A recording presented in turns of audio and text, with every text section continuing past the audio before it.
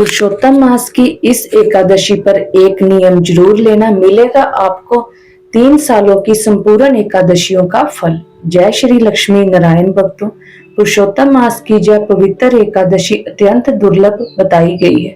शास्त्रों में कहा गया है कि यह दिव्य अवसर पूरे 3 वर्ष बाद प्राप्त होता है और इस एकादशी पर किया गया जप, तप, दान और भजन अनंत गुना फल देने वाला माना गया है।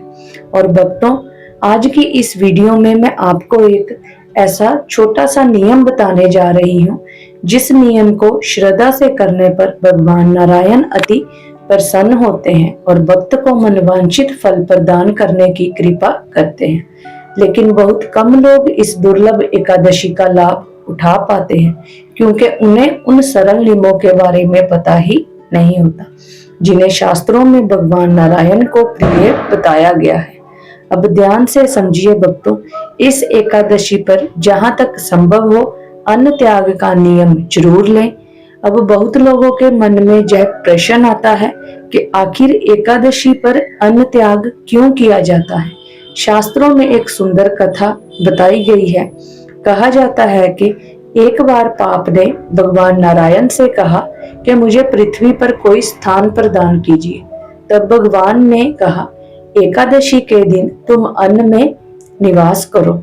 इसी कारण एकादशी पर अन्न त्याग की परंपरा बताई गई है। लेकिन यहाँ एक बात बहुत ध्यान से समझ लीजिए, ऐसा नहीं कहा गया कि एकादशी पर अन्न खाने से पाप लग जाता है।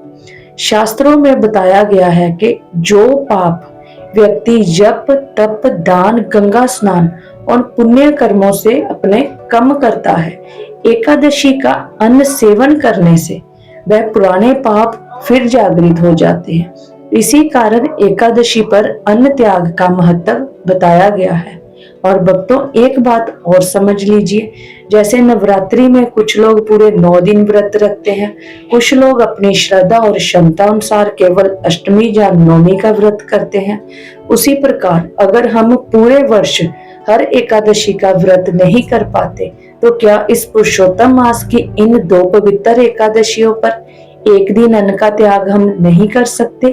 क्या हम एक दिन भगवान नारायण का स्मरण नहीं कर सकते?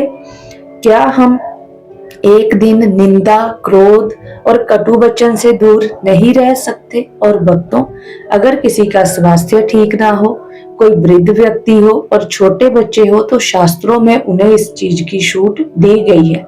अगर क्षमता है तो आपको व्रत करना चाहिए, लेकिन जहां तक संभव हो भगवान नारायण का स्मरण, भजन, जप और अच्छे विचार जरूर रखने चाहिए।